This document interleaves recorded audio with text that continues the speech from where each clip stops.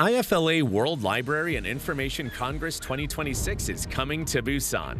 The city of Busan has consistently carried out creative experiments to connect cities, libraries, and people. Representing 150 countries, nearly 5,000 library experts will gather to envision the future of the global information ecosystem at the IFLA WLIC 2026 in Busan.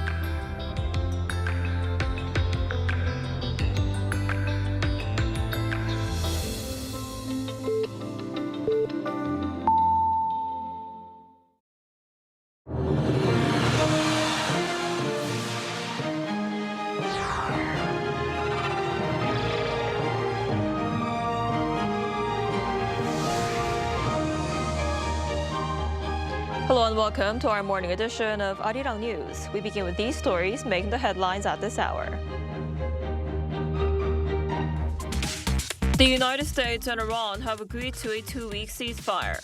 U.S. President Donald Trump said he'll suspend attacks against Iran for 2 weeks, subject to Iran agreeing to open the Strait of Hormuz. Iran's Supreme National Security Council also said it has accepted the temporary ceasefire, saying it would negotiate with the U.S. in Islamabad starting Friday. Public parking lots in South Korea will operate on a 5-day rotation system starting today, where drivers can only park on designated days based on the last digit of their license plates. Public sector workers' vehicles will also face tightened driving regulations under a 2-day rotation. South Korea's presidential chief of staff has begun his trip to visit 3 major energy producers, Kazakhstan, Oman, and Saudi Arabia, as part of the country's efforts to secure additional oil supplies. The United States and Iran have reached a ceasefire agreement, which key mediator Pakistan says is effective immediately. The agreement follows days of escalating tensions and sharp exchanges. For more on this, we have our correspondent Kim Yo-jong on the line for us. Junong, tell us more. The United States and Iran reached a ceasefire deal on Tuesday evening, hours after U.S. President Donald Trump threatened to wipe out Iran's entire civilization unless it allowed safe passage for commercial shipping through the Strait of Hormuz. Taken to Truth Social just around 90 minutes before an 8 p.m. deadline, after which he said the U.S. would destroy Iranian bridges and energy infrastructure. Trump said that the agreement was, quote, subject to the Islamic Republic of Iran agreeing to the complete, immediate, and safe opening of the Strait of Hormuz. Iran was quick to respond to Trump's ceasefire announcement, with the country's foreign minister Abbas Araghchi saying that Iran would cease their defensive operation and that for a period of 2 weeks, safe passage through the Strait of Hormuz will be possible. According to the New York Times, Iran's National Security Council said Washington had accepted all 10 points of its proposed peace terms. The terms include Iran's control over shipping in the Strait of Hormuz, the withdrawal of U.S. combat troops from bases across the region, the easing of sanctions, and compensation for war damages. Pakistan's Prime Minister Shehbaz Sharif, who was acting as a mediator between the U.S. and Iran, welcomed the agreement in a statement, adding that the ceasefire is effective immediately. He also invited both countries to Pakistan's capital, Islamabad, on Friday for peace talks. Pakistan had previously urged Trump to extend the deadline by 2 weeks to give diplomacy more time. Meanwhile, U.S. Defense Secretary Pete Hegseth is set to hold a press conference at the Pentagon on Wednesday morning local time. That was the latest. Back to you, Unji. All right, Juno, thank you for the update. Do keep us posted. Now, for a closer look at the situation in the Middle East, we're joined today by Professor Hassan Khan, visiting professor at Hankuk University of Foreign Studies. Professor Khan, thanks for coming on today. Good morning. Thank you for having me. So, U.S. President Donald Trump has agreed to pull back on threats against Iran for 2 weeks if the Strait of Hormuz is opened, after Pakistan pushed for a temporary ceasefire. So, he's been setting a series of deadlines only to pull back at the last minute. What do you make of these latest developments? Actually, what we are seeing here is a classical pattern of coercive bargaining. Trump has repeatedly used maximalist threats and short deadlines and then stepped back at the last moment. So this is to preserve room for negotiations. So in that sense, the latest pause does not necessarily show that weakness in Trump's side. It shows that he is just trying to combine diplomacy with pressure. So at the same time, this approach has some costs because when a leader repeatedly issues ultimatums and then revises them, allies as well as adversaries may misinterpret this as the deadlines are not fixed, but rather negotiable. So that can reduce deterrence credibility while keeping diplomacy alive. So I think my assessment is that this is not a peace breakthrough yet. It is a tactical de-escalation centered by mutual exhaustion, energy market pressure, and third-party mediation, especially Pakistan. So Trump's latest move suggests that Washington will still use leverage and not all-out escalation. The 2 weeks window should be understood as bargaining interval, not as an evidence that the core dispute has been totally settled. I see. And Iran has also agreed to this 2-week ceasefire in the war, and it said it would negotiate with the United States in Pakistan starting Friday. So what does this tell us about Iran's strategy going forward? Well, Iran's acceptance of a 2-week ceasefire and its agreement to start talk with the United States in Islamabad, this shows that Tehran is pursuing a strategy of what we call controlled de-escalation without political surrender.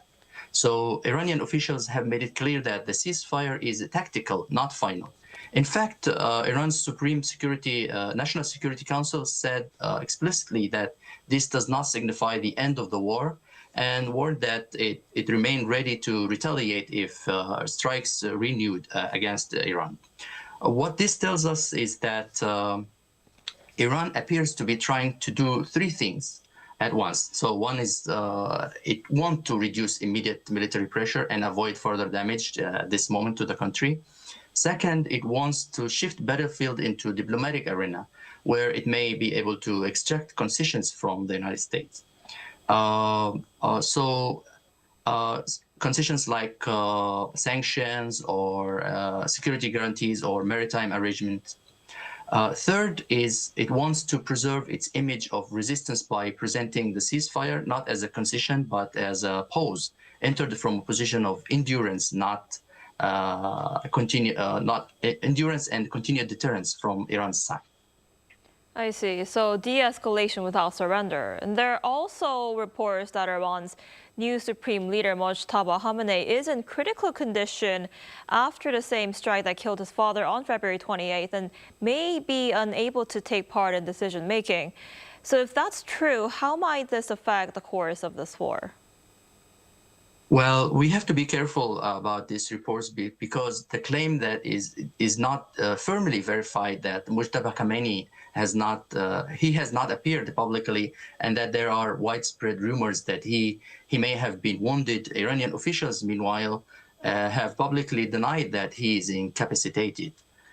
If the reports are true, however, the likely effect would be a shift from personalized leadership toward more fragmented or more security-driven decision-making, especially by the Revolutionary Guard and other hardline institutions. In such a situation, wars can become more dangerous because fewer actors have the political authority to compromise, and the military organizations often gain greater influence over escalation decisions. So the main implication would not necessarily be immediate collapse of Iran. Rather, it could produce a command and control problem, slower political decision-making, less coherent signaling to foreign mediators, and greater risk that battlefield logic overtake diplomatic logic. So if the leadership is truly incapacitated, that could make the war harder to end, even if both sides say they want negotiations. I see. And Professor Gunn, before I let you go, President Trump has been criticizing Pacific allies, including South Korea, for not doing enough in this war. How should countries like South Korea respond at this point? South Korea should respond with strategic restraint and I say not again, not rhetorical defensiveness. So Seoul interests are real, but specific. It's like energy security, maritime trade, protection of Korean shipping, and prevention of a wider regional war. It should support de-escalation and protect the sea lane through diplomatic and logistical cooperation and strengthen emergency energy procurement, but avoid pulled into open-ended military commitment that exceeds its core interest. In fact, Seoul actually is moving in that direction very well. The South Korean government has dispatched a special envoy to Kazakhstan, Oman, and Saudi Arabia to secure energy supplies. And it has lined up alternative crude and key industrial input because more than 60% of its crude oil and more than half of its naphtha imports usually transit in Hormuz. So that is a rational response for a trade-dependent state facing an energy shock. South Korea should frame its policy around burden sharing without entrapment in this war. For middle powers like South Korea, the best response is not to mirror Washington's rhetoric, but to contribute where they are strongest, like logistics, diplomacy, sanctions, coordination, shipping control, shipping protection, and supply chain resilience. I see. All right, Professor Khan, thanks so much for taking the time today. We appreciate it. Thank you for having me. Thank you.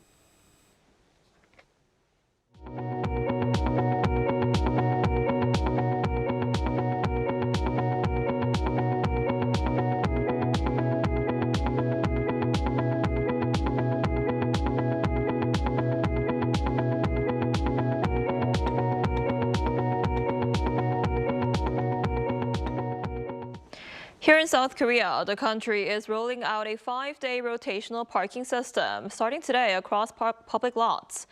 At the same time, stricter vehicle rotation rules are taking effect nationwide amid rising fuel costs stemming from the Middle East conflict. Our Lee Seung-jae has more. Seoul is introducing new parking restrictions as part of emergency energy-saving measures.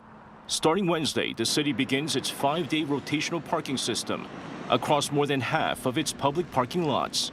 Under the rule, drivers can only park on designated days based on the last digit of their license plate. Vehicles ending in 1 or 6 will be restricted on Mondays, 2 or 7 on Tuesdays, 3 or 8 on Wednesdays, 4 or 9 on Thursdays, and 5 or 0 on Fridays. The system will not apply on weekends or public holidays. The measure follows the government's decision to raise the National Oil Resource Security Alert to warning, prompting a series of nationwide emergency steps. Hybrid cars are also included, although hydrogen-powered vehicles are exempt. Additional exemptions apply to vehicles carrying people with disabilities, national merit recipients, pregnant women, those with kids attending preschool, as well as emergency and special purpose vehicles. Out of 124 public parking lots in Seoul, 75 will implement the system. The remaining locations are excluded due to local regulations or their proximity to traditional markets and residential areas. At the same time, stricter vehicle rotation rules are being introduced across the public sector. A nationwide odd-even system will apply to government employees and official vehicles, allowing operation only on matching calendar days. The policy affects around 11,000 public institutions, including government offices, regional authorities, and public schools. With fuel prices rising and tighter driving restrictions in place, more people are expected to turn to public transportation. I could manage driving when gas was around 1,800 won, but now it's over 2,000. I think I should start taking the subway. Companies are also considering applying stricter driving policies, as Samsung is also beginning its voluntary 5-day rotational system for its employees on Wednesday. Lee Seung-jae, Arirang News. South Korea's President Lee has sent his chief of staff as a special envoy to Kazakhstan, Oman, and Saudi Arabia in a diplomatic push to secure additional oil and naphtha supplies. Our Blue House correspondent Song Yoo-jin reports. Presidential Chief of Staff Kang Won-sik has begun his trip to 3 major energy producers as President Lee Jae-myung's special envoy for strategic economic cooperation. As special envoy for strategic economic cooperation, I will be visiting Kazakhstan, Oman, and Saudi Arabia starting Tuesday evening, together with officials from relevant ministries and domestic energy firms, for further talks on securing additional supplies of crude oil and naphtha. Speaking to reporters ahead of his departure on Tuesday, Kang said the mission is to prepare for what the Blue House now sees as a longer period of energy instability. He says the risk of disruption is not imminent, as South Korea has already secured crude oil volumes equivalent to 59% of last April's imports and 69% of May's. But the problem is that South Korea remains heavily dependent on shipments that pass through the now virtually closed Strait of Hormuz. Last year, 61% of our crude oil imports and 54% of naphtha imports passed through the Strait of Hormuz. Given the structure of our economy, we urgently need measures to secure alternative supply lines until the situation in the Middle East is fully resolved. Even if more reaches the market, prices remain significantly higher than before the war. Kang acknowledged that a quick end to the conflict would still be unlikely to bring energy prices down right away. He added that the government's supplementary budget bill, currently under review at the National Assembly, includes subsidies for crude oil and naphtha suppliers to prevent even higher costs being passed on to consumers. For now, however, the top priority is boosting physical supply. Eyes are on what tangible outcomes Kang's trip will deliver this time, as his visit to the UAE last month led to a deal to import 24 million barrels of crude oil. 송유진, Arirang News. North Korea has fired at least one unidentified projectile toward the East Sea. This is according to South Korea's Joint Chiefs of Staff, though no further details have yet been given. The launch this morning came just a day after North Korea fired an unidentified projectile from the Pyongyang area on Tuesday, which reportedly showed signs of abnormality shortly after launch. And North Korea is pushing back against Seoul's optimistic reading of recent remarks by Kim Yo-jong. A senior North Korean official says her statement was not a gesture of goodwill, but a clear warning. This comes after President Lee Jae-myung expressed regret over drone incursions into the north. Following that, Kim Yo-jong described President Lee as frank and broad-minded. However, North Korea's first Vice Foreign Minister Chang Kim-chul dismissed South Korea's interpretation as wishful thinking, saying the message instead calls on Seoul to acknowledge wrongdoing and avoid further engagement. He also stressed that North Korea still considers the South its most hostile state, pointing to Seoul's support for UN resolutions on human rights. And back here in Seoul, President Lee Jae-myung hosted the leaders of South Korea's two main political parties on Wednesday, calling for unity at a difficult time. Our Yoon Jung-min reports. The three-way meeting began with handshakes. President Lee Jae-myung, wearing a tie representing unity, called for across-the-aisle cooperation as he hosted the leaders of the nation's two main political parties over lunch, stressing the importance of communication. 우리 공동체가 위기에 처해 있을 때는 내부적 단합이 정말로 중요합니다. 우리가 통상적으로 얘기하는 것처럼 통합이라고 하는 것이 정말 이럴 때 빛을 발하지 않을까 싶습니다. Higher living costs topped Tuesday's meeting as the country navigates the fallout from the war in the Middle East. Lee said he expects dialogue and coordination across the aisle for the war response supplementary budget worth 26 trillion won or $17 billion, which includes cash assistance for the bottom 70% of the income bracket. 이제 이런 거는 뭐 현찰 나눠주기라고 하는 것은 좀 과한 표현이라는 생각이 들어요. 지금 유류대 인상 또 그로 인해 파생되는 물가 상승이 워낙 크기 때문에 그로 인한 고통을 조금이라도 우리가 보전해 드려야 된다는 생각을 가지고 있습니다. As the president reiterated that the government's extra budget was organized with surplus tax revenues, the ruling Democratic Party leader Chung Cheong-nae asked for support for its swift approval. We should not miss this critical point for people's livelihoods. If it gets delayed, the damage will be greater. I have repeatedly promised to pass the extra budget as quickly as possible. I ask for cooperation from the opposition. But the main opposition People Power Party leader Chang Dong-hyuk disagreed with certain spending plans. Our party plans to cut unnecessary and inadequate spending. Instead, we have proposed 7 items that are seen as essential for people to survive. I hope these are reflected in the budget. I believe that will be the start of cooperation. Chang was also critical of the government's policies in a host of areas, ranging from the economy, real estate to foreign policy, and asked that the president change his course of state affairs. 다소 불편한 말씀을 길게 드렸지만 들어주셔서 감사합니다. 전혀 안 불편합니다. The meeting took place at a time when politicians are standing apart on certain issues, such as a special probe into what the DP calls politically motivated indictments under the previous conservative administration.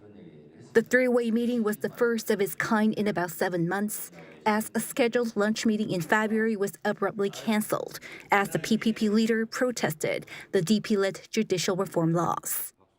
Yoon Jung-min, Arirang News.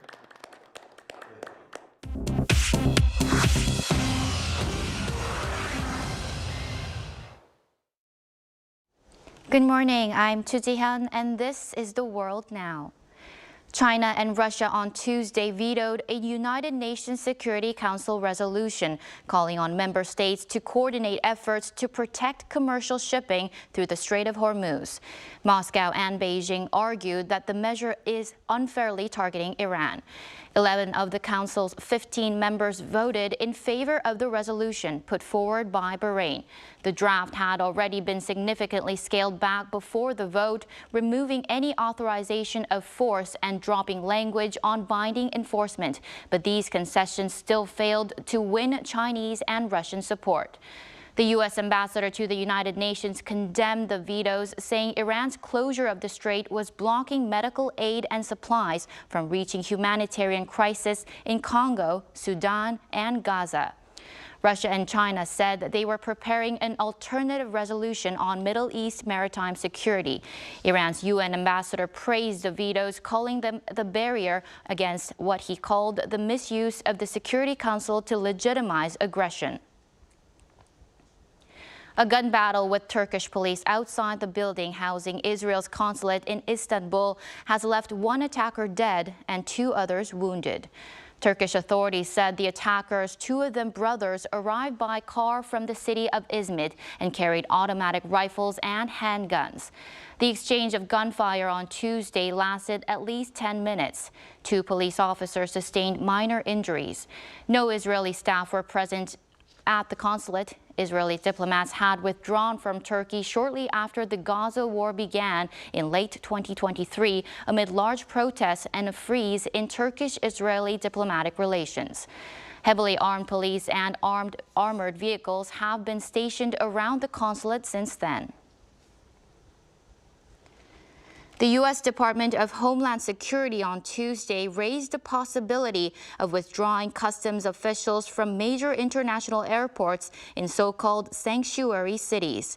This would effectively halt international travel to and from jurisdictions that are not cooperating with the Trump administration's immigration policies. Homeland Security Secretary Markway Mullen said the move was one of several options under consideration as Congress remains deadlocked over DHS funding. But he stressed that no final decision had been made. Airports serving New York, Los Angeles, Chicago, San Francisco, and Seattle are among those that could be affected. The proposal carries potential consequences for U.S. trade, tourism, and the FIFA World Cup scheduled to begin in early June.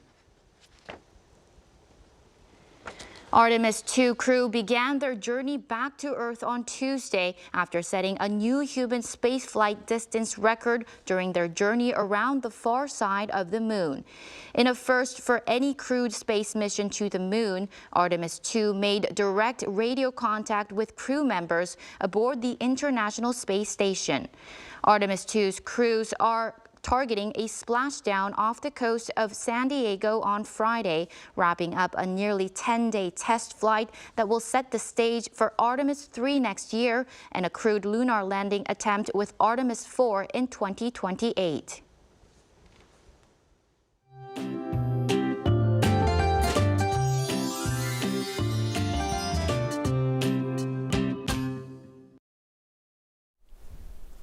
Yesterday's evening commute was no joke with winter-like conditions, and it was another chilly start to the day today, but highs will rise higher than yesterday, leading to wide gaps between lows and highs in many places.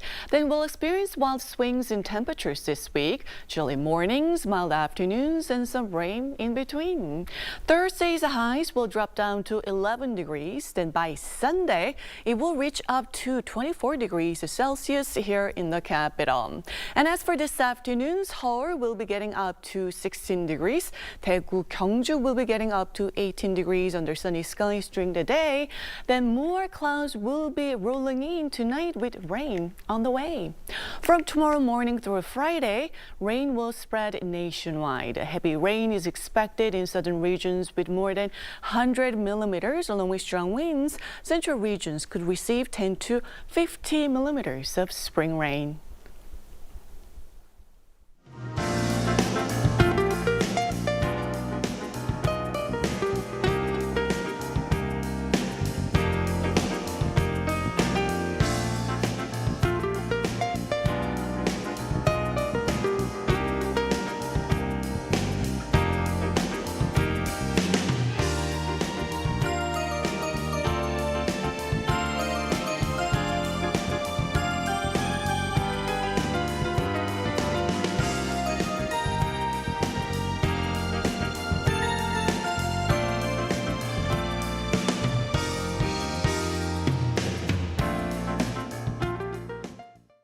That's all we have for this morning. Arirang News will be back at noon Korea time. Thanks for watching.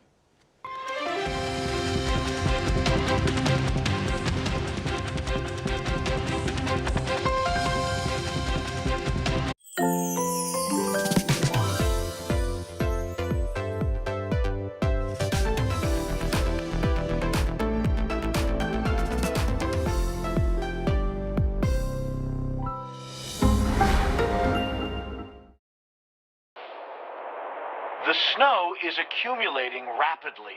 Temperatures are dropping fast, so stay safe out there. Look behind me.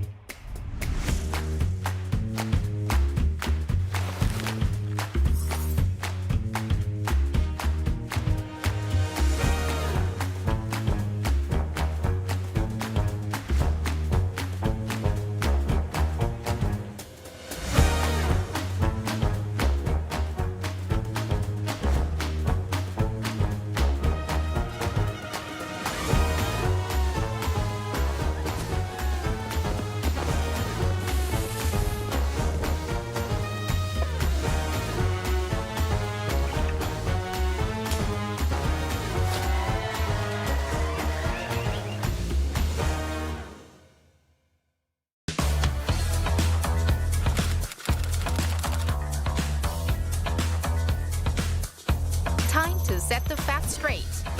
Get Korea right. K-culture is sweeping the globe. K-pop, K-drama, K-movie, K-food, and even K-beauty. Korean cultural content is gaining more and more fans worldwide. It's indeed the golden age of K-culture. But with this growing interest comes an increase in misinformation about Korea. There's so much inaccurate information out there. Even AI can sometimes get it wrong. So, we must set things straight and correct all the misinformation. So here's the plan. The Voluntary Agency Network of Korea, VANK, and Arirang TV present the Get Korea Right project. Our goal is to provide accurate information on important keywords that come to mind when we think of Korea. Blatant errors and false claims that distort history. It's time to set the record straight, sharing the true history and culture of Korea while raising the national brand. Let's get started with Get Korea Right. Are you ready to join?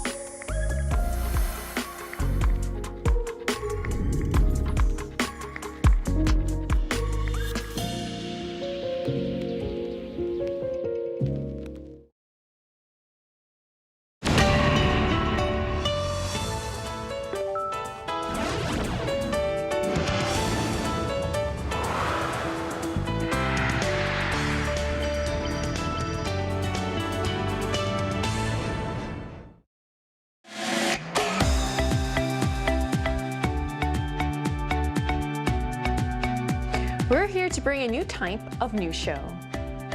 New insights, new styles, and new topics every day. We are News Generation. Bringing news just for you. It's Wednesday, April 8th here in Seoul. I'm Lee-Jin, and this is News Generation. Joining us today is Kyun. Thank you for having me. For coming in. Also, Boom News with us. Happy Wednesday. Happy Wednesday. And both are here to speak on behalf of people in their 20s and 30s. So we're right in the middle of the work week, and today we're diving into a fun but surprisingly tough question about looks and lifestyle.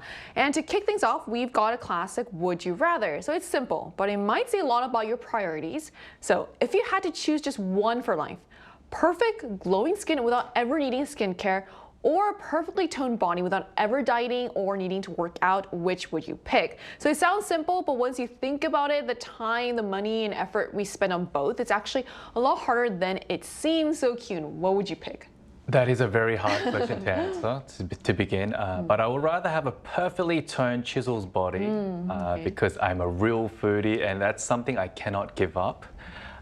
Maintaining good skin definitely requires a lot of time, effort, and money, but I believe making the ideal type of body and maintaining it is much harder and more painful. And I can say this because I've actually experienced both situations. Now, I still go through an everyday battle to stay in shape by exercising as much as I can, but results show up much slower compared to when I was much younger, meaning I need to eat less while working out even more. So if I can eat and drink everything I want without having to work out, I think I can live a happy life with bad, terrible, I guess, unattractive skin. Yeah. No, I'm fully with you on this, especially because I started trying to eat a bit healthier and not being able to eat that cake at that cafe. It's so hard. It's so sad. That's very sad. It is. That's why I don't do that. So what about you, Joe? What would you pick? You know, again, this was the hardest question, toughest question I've ever received in my life. But I would prefer a glowing skin because, you know, if your skin isn't perfect, you have to apply your makeup every morning and then you have to wash it off every night. And let's be honest, what a tedious chore that is, right? So I'm honestly so envious of people who have that glowing skin without even a drop of makeup. You know, due to my skin concerns, I feel a bit guilty, actually a lot guilty towards our Arirang stylists and my regular makeup artists for extra effort they have to put in for me. But on the other hand, while the downside of, you know, perfect body shape is the grueling workouts, exercise is something we eventually have to do to keep our general health. So I think we just have to push ourselves a little harder while we are exercising. So I think I prefer glowing skin. So I see both sides. So skin really is the one thing you can't turn off. So the maintenance can feel quite endless. And as for fitness, if it's something we have to do for our health anyway, it almost seems like the more practical choice. And that's why we're going to talk more about this. But first, let's take a look at the screen.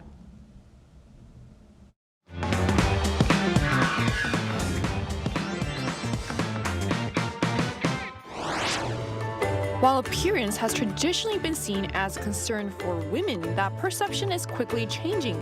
Men are now just as invested in how they look. From skincare to fitness and grooming, it's become both attractive and increasingly common for men to actively work on the best version of themselves. Today on News Generation, we take a closer look at what's driving this rise in male grooming, how far is too far when it comes to appearance management, and what to watch out for in this growing trend. Just as we saw in our video, the focus on appearance is no longer limited to women. More men are stepping into the space, making grooming a form of self-care and even self-expression.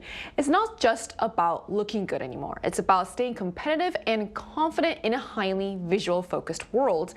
So naturally, this trend is raising new questions about just how far is too far. To start off, so why are more men investing in their appearance than ever before, Kim? I definitely agree with what you just said. It's just become more than just looking good. It's about staying competitive. And taking care of one's appearance as a male has become a form of self-care in today's world.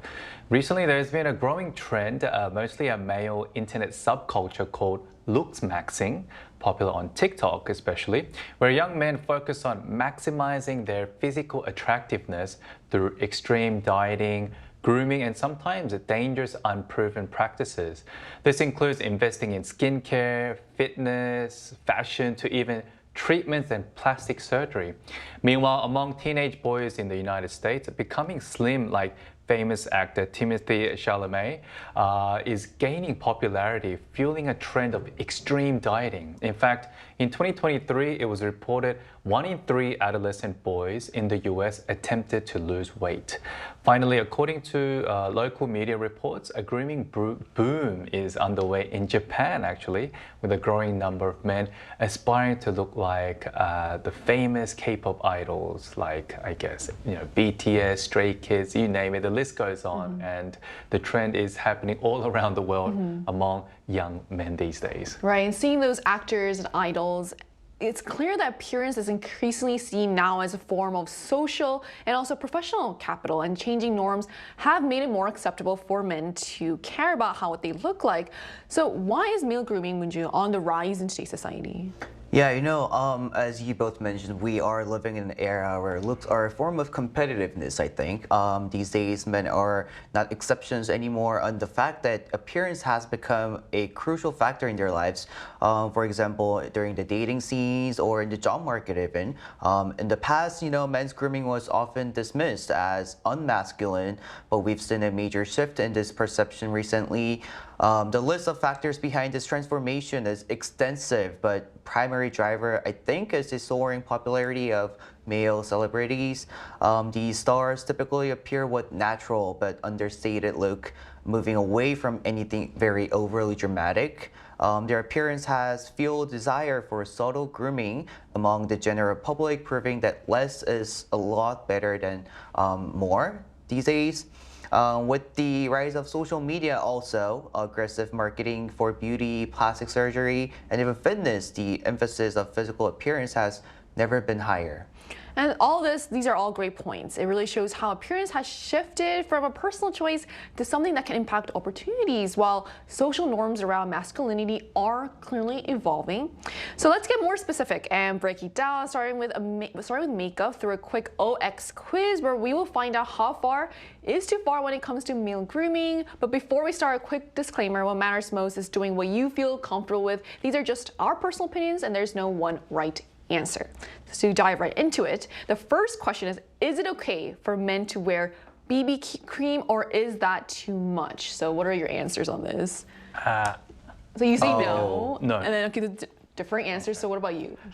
Even though I have makeup on right now, I think men putting on BB cream on a daily basis still seems a little unnatural unless it's for a special or a specific occasion. So for example, like men in the entertainment industry, like broadcasting, performing arts, or perhaps attending a very important event like a wedding, putting on BB cream may seem a little more acceptable. But I think men wearing BB cream on a daily basis, especially in Korea, they might be seen as like a little, I guess, awkward. Like people might look at them and think, oh, what does that person do?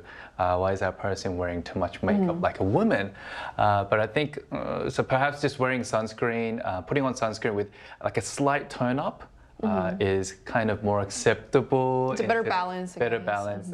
But I think like just keeping it really natural and just putting normal sunscreen is right for men. At least that's what I think. So no, but okay for certain situations. What about you, Moon-ju? I mean, I do completely agree with Kyun, and these days BB creams are so diffused that they don't feel like you have really put those on your skins. But still, trust me, BB creams are lifesavers for someone like me whose skin has so many imperfections. They can cover most, if not all. Also because I often have my makeup done or did myself for work. It's actually getting hard to look at myself without any makeup. So I think it's perfectly fine for a man to wear BB cream if you really have to for your sake, I think. Don't be too harsh on yourself. I'm sure you look fine without makeup. Thank you. I saw you in the morning without makeup. Oh yeah, we met today, right? I'll stop there, okay. Thank you. So that contrast is telling. What feels natural to some can still seem excessive to others. So now what about adding a bit of color? So are tinted lip balm or gloss for men Okay or not, Kim Yo-jong? You know what? I actually use a tinted lip gloss myself, as you It's can quite see. nice, actually. Yeah, and I haven't heard anyone comment on my, I guess, bright lips so far, especially from women. And I think it actually makes you look more lively and I guess healthy in some sense. And I know for a fact that some men don't put any lip balm on their lips, and not only does it sting when it gets really dry with chapped lips, it can look very unattractive in professional workplaces, work settings, and even when you go on a date. I don't know, I want to ask you, Sujin, like, do you kind of look at men's lips as well? Would you prefer like kind of like bright, kind of like lively, sort of pinkish lips, or like dry, chapped? I guess the answer is quite lips. obvious. I mean, I don't just look at lips. I guess that's not the first thing I look at. But it's part of the face, right? Right, I will notice if someone's lips are chapped, you know. Yeah. So, I can notice that you're looking at my lips. no, I'm not looking at it. What about you, Woonju? I was no, but I think after hearing Sujin, I think I have to change the yes. Anyways, unless I am on camera, I prefer using clear lip balms or ones that just with a hint of color, because I mainly use them to keep my lips hydrated, and for me, I think that's enough. Anything with bold colors or vibrant shades feels a bit excessive for me, I think. So even within makeup, there's a clear line for some between subtle and noticeable. So let's push that boundary a little bit further. So what about eyeliner? So is eyeliner for men stylish, or is it too much? Okay, it's too much. It's a hard no, I guess. It's a big no, big no. It's a big no, unless you aspire to become a K-pop idol or like a punk rock star from the 70s. I remember having to do like a smoky makeup where I had to put on like thick black eyeliners. Now, for a photo shoot back in my modeling days, first it was very uncomfortable, and like removing it took so much effort, and it stung my eyes, and it was just not my thing.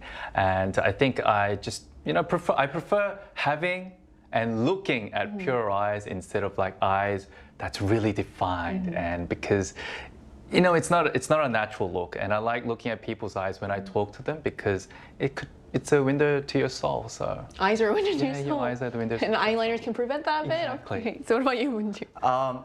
It isn't yes for me. I mean, yeah, but I will remember that I will never put up my eyeliners when I doing in front of you. Anyways, please. I think sometimes you need an eyeliner. It covers your flaw. I do sometimes draw an eyeliner if I really need some changes on my image, or like if I'm taking a photo shoot, or if I'm on a broadcast. These days, cameras are so advanced that they can catch your very, very tiny flaws, right? And trust me, these flaws are very exaggerated a lot in the camera. I've experienced a lot. So I believe that if it makes you feel better, then I think it's okay for you to put an eyeliner. I mean, that's the most important thing. Yeah. To do what makes you feel good. So there is definitely a split there, personal taste versus social norms at play.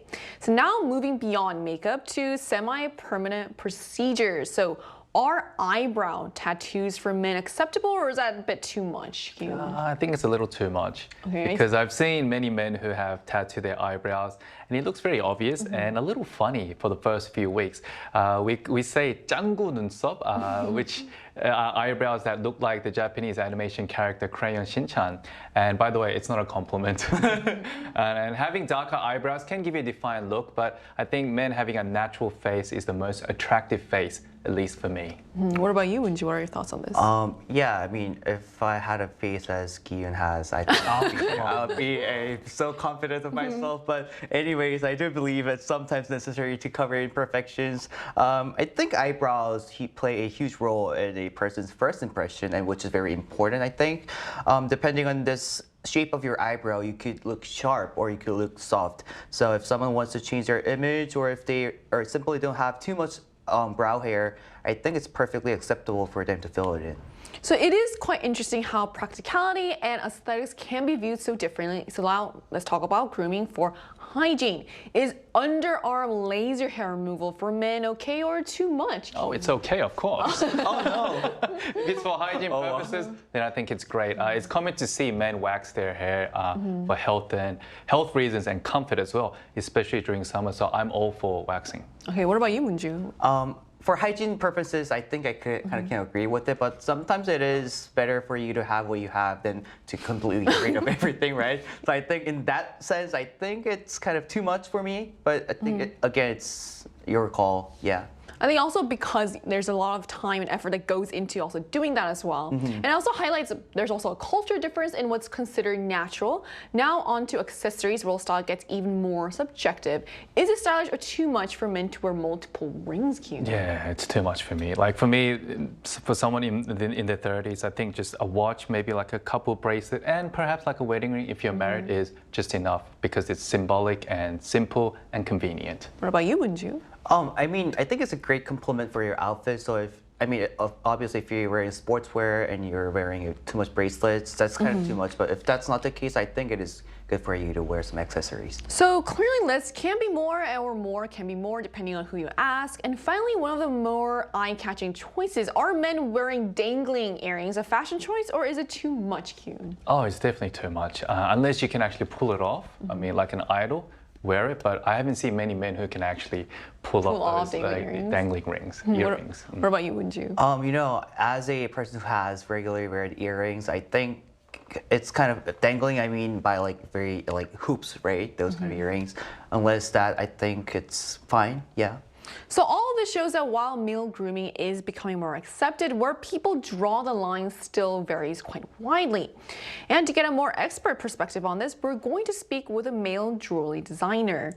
And that conversation is going to take place right after break, so don't go anywhere.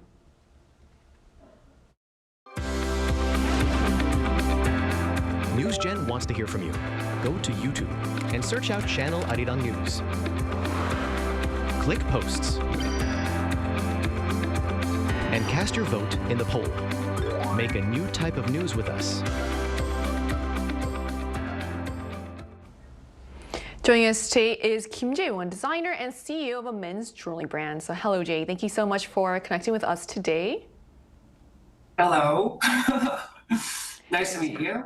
Good to have you. So Jay, what drew you to designing men's jewelry specifically, and how do you personally keep it stylish without going too overboard?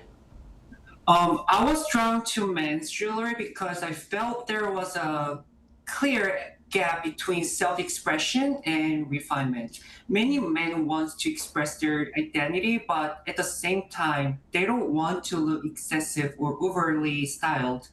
What interested me was how to resolve that tension.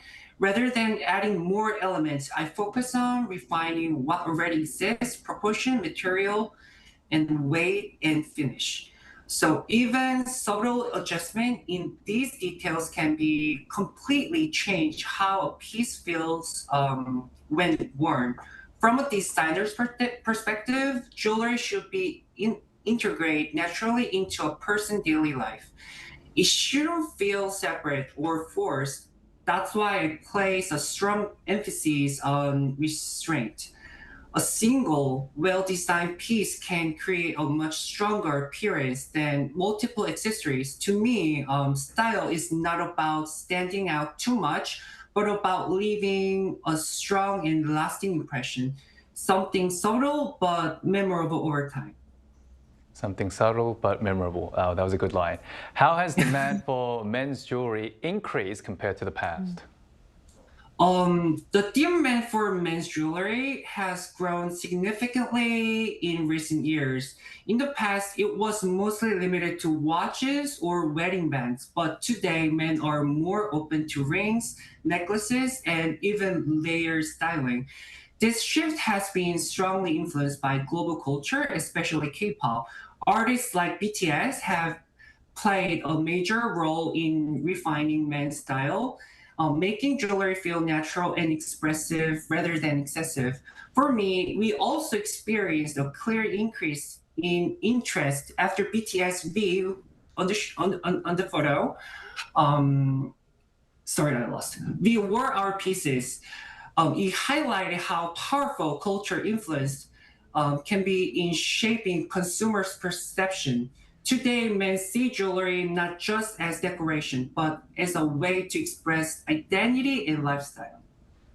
Yeah, I do completely agree. Yeah, I do completely agree with you. That's a form of identity. Our last question for you today is, what would you recommend one thing for men who are just stepping into the jewelry? I would recommend starting with one simple and well-crafted piece. A clean ring or minimal necklace is a great place to begin. It's important to focus on quality rather than quantity. And so choose something that naturally fits your personal style and daily wardrobe. Jewelry should be feel effortless. If it feels forced, it often looks excessive. As you become more comfortable, you can gradually explore layering or more expressive styles. For example, pairing watch with a natural stone bracelet like this can add subtle point on interest. Stones like rutilated quartz or cinnabar can bring a unique character without overwhelming the overall look. You can also consider your skin tone while choosing metal. Rose gold, yellow gold, or rhodium finishes can all create different impression. Ultimately, I think it's important to have one signature piece that presents your identity and completes your style, like my necklace. So for the last, jewelry should feel effortless. When it becomes natural, that's when it truly becomes style. Right, and I think all the pieces that you're wearing, including that necklace you showed us, is a great place to start for many men. So thank you so much for coming on today. Thank you so much. Thank you. Thank you. So we just heard from a jewelry designer about where the line is for men's accessories, how demand has evolved, and what pieces work best for those just starting out. But beyond style and trends, there's also a more serious side to this growing focus on appearance. So what are the risks of our growing focus on appearance? There's another micro trend stemming from the looks maxing trend called bone smashing, where individuals deliberately tap their facial bones with hammers to create microfractures. Now, they falsely believe as the bones heal, they will rebuild into a more defined or chiseled appearance. But that is not the case. Doctors warn this practice can cause more damage than good, including broken facial bones, severe bruising, and even permanent nerve damage. So people who use social media should be aware of misinformation and that it can cause many serious physical and mental health risks. And these sound like far-reaching consequences. So how does this impact mental health then? Yeah, obsessing over appearance can fuel anxiety and lead to serious conditions like body dysmorphic disorder or like eating disorders even. So you have to be careful with this. And lastly, we must be careful of extreme lookism because, especially those are harmful narrative that physical perfection is the only way that you could success socially. These kind of this kind of mindset would damage you in the later. So I think you have to really be careful with this. So as you've seen today, taking care of your appearance is no longer just about looks. It's become part of how people express themselves and stay competitive. But as these standards continue to rise, it's just as important to draw the line between self-care and self-pressure. So at the end of the day, looking good should never come at the cost of your mental health or confidence. And that brings us to the end of today's episode of News Generation with News Gen. We'll be back tomorrow at 10:30 a.m. Korea time with more stories and discussions. A big thanks to Q. Always a pleasure. To have you also, Moonju. Thanks for having me today. And to our viewers, thank you so much for watching. Hopefully you'll find your own balance between looking good and feeling good. We are News Generation.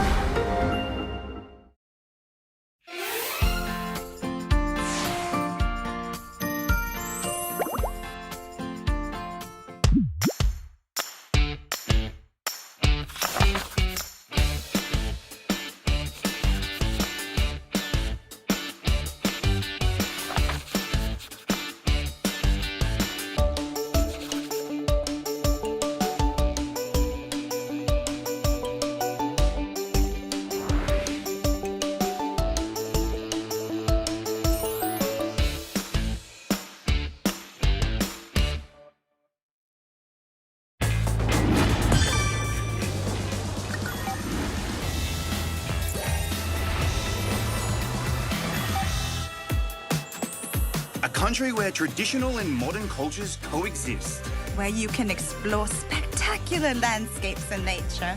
Savor the delights of traveling at every turn. Where? Korea, of course. There are some must-visit places in Korea. Ones that appear in every tour guidebook: Hangang River, Gyeongbokgung Palace from the Joseon Dynasty, and... Yes, these are essentials, but I want to go somewhere a little different. I don't have to follow the guidebook.